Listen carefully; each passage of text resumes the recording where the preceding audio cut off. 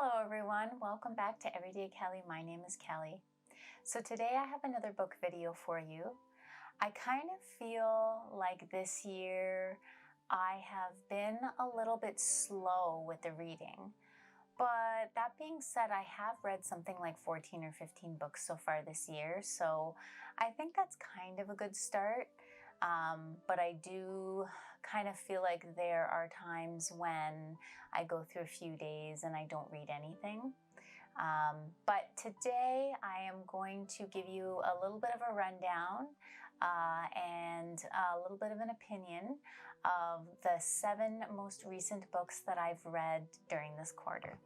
So the first book that we are going to talk about is called The Last Grand Duchess by Bryn Turnbull. So this is by a Canadian author, and this was just kind of one of those one-off books that I kind of had on my shelf for a little bit, and I decided to read it because I really like historical fiction. So this one is a little bit based on historical fact, but once again, there's a lot of fiction there that the author kind of has to infuse the story with. So this one is about the Romanov family, and if you are not familiar with the Romanovs, I'm not going to give you a whole history lesson. If you are interested in it, you can Google it. It's quite fascinating. So the Romanovs were the last imperial family of Russia, and it was Tsar Nicholas and his wife. They had 4 daughters and 1 son, and they were imprisoned after the First World War, and then eventually they were murdered. If you're familiar with the whole like Anastasia myth, that's where this comes from, because Anastasia, I think, was the youngest daughter in the family. But this book is about, so it takes place from the point of view of Olga, who is the eldest daughter in the family. And the story is told through alternating chapters. So it starts with just slightly before the First World War starts, alternating with after the war, and then going into their imprisonment and so on and so forth. And then the stories kind of converge at the point where, they're going to be murdered, I guess. And it's a very fascinating story. It will leave you wanting to actually look up the historical fact, I think.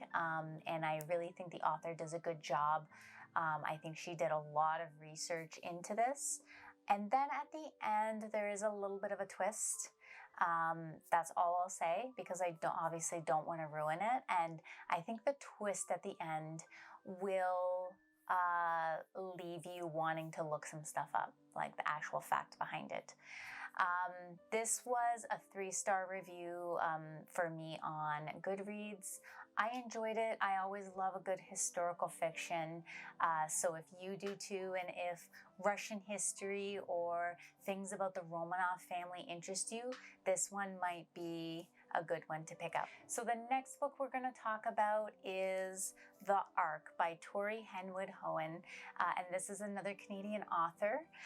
So this book is a kind of like a romance novel with a little bit of a technology spin to it, and it really kind of explores the question of, is there a perfect person for everyone that can be measured scientifically? So The Ark follows Ursula Byrne, who is a 35-year-old professional woman who lives in Manhattan, and she has everything that she kind of wants except for a successful relationship. So she enlists the services of this top secret high-tech company called the Ark, who promise to be able to match you with your perfect person. So they put you through this whole series of emotional, psychological, and physiological tests to match you with your perfect person. So, of course, it's very expensive, and Ursula gets matched with Raphael. And as you can imagine, there's all these ups and downs and different twists and turns that happen throughout the story. And once again, I have to say, I really enjoyed this book. I like a little bit of science fiction, and I like the way that the author kind of mixed a little bit of romance, like a traditional romance, but had that little bit of a sci-fi spin to it. Once again, I think I rated this 3 stars on Goodreads. And the story really does make you think if, you know, there really is a way to engineer scientifically relationships. So if something like that really appeals to you, it might be worth checking out. Next, moving on to The Murder of Roger Ackroyd by Agatha Christie. So every once in a while, I like to kind of dip my toe into a little bit more of like a classic book. And this time I was really in the mood for like a whodunit with like a large cast of characters. So I chose The Murder of Roger Ackroyd because I heard it's one of Agatha Christie's best. And this one is also a Poirot mystery. So if the character of Poirot interests you, then this one might be a good one to try out. So this one is about, so it's narrated by Dr. James Shepherd, who is called to the home of Roger Ackroyd, who has just been murdered in his study. And of course, everyone who works for him and everyone around him is a potential suspect. So enter Poirot, who has come to this little village to retire. And then, of course, he gets drawn into this mystery because, of course, Poirot can't resist a mystery. I liked it. I don't really know, I'll be honest, I don't really know how I feel about the ending. I think I would have to read this one again. There's so many different characters to kind of keep track of and different motivations. And I didn't see the end coming, but once again, I think I would have to read it again. If any of you out there have ever read The Murder of Roger Ackroyd, please let me know in the comments your thoughts on it. But I did give it 3 stars on Goodreads because it was an enjoyable read. It's not an incredibly long book. The one that I'm holding right now is a large print copy, but it's really not, an incredibly long read. And it's quite entertaining. And also, if you really love that kind of 30s atmospheric mystery whodunit, then I think this is really kind of like the one to go for. Moving on to the next book, and it is The Hunting Party by Lucy Foley. And so this was a book that I actually started reading for the first time in early 2020. And then I kind of got busy. I couldn't really get into the story, and then I just didn't wind up finishing it. So I decided to give it another try. I started it over from the beginning because the storyline really kind of seemed right up my alley. So this one is about a group of old friends from London who travel to a resort in a remote part of the Scottish Highlands for New Year's. And something happens. We of course don't know what at the beginning of the story, but we know that someone has died. And so the story is told in alternating chapters.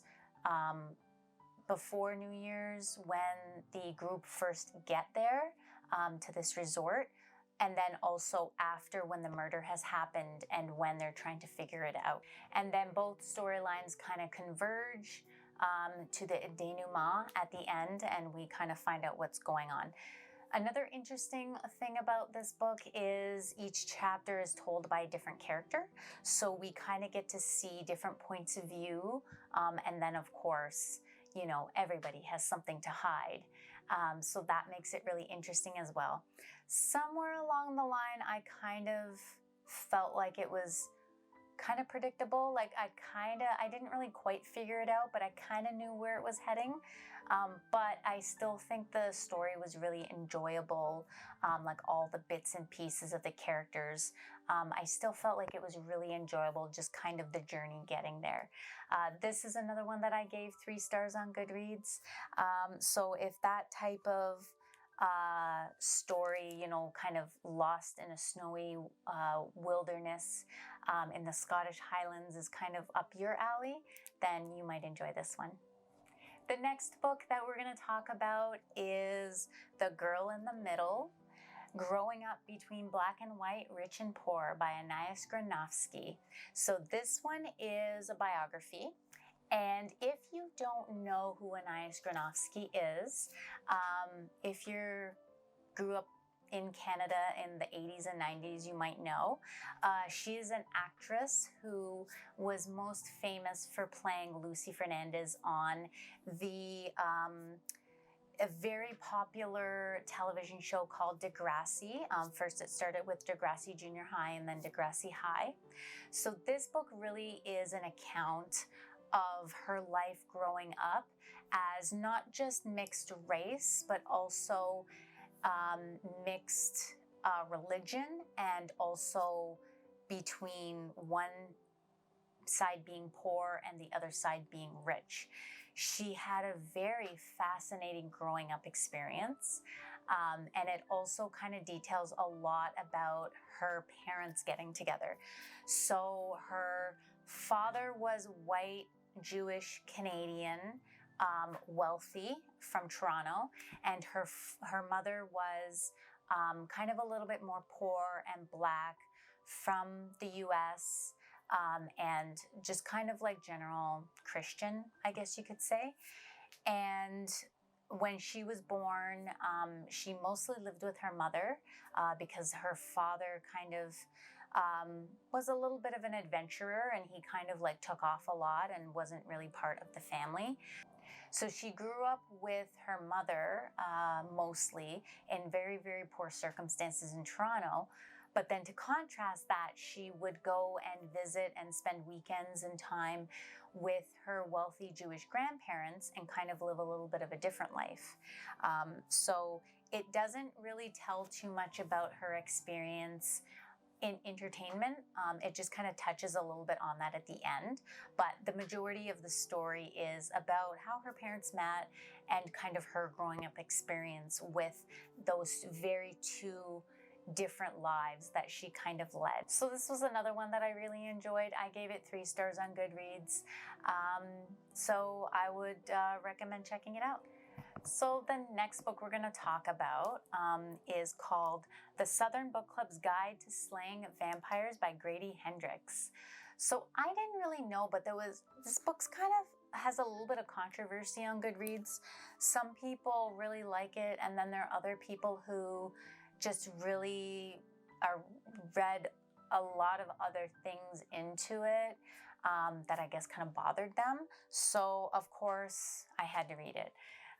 No, but seriously, I was kind of looking for a book that takes place in South Carolina because I was getting ready to go there on a trip, and so I just really wanted to read something that took place in that state.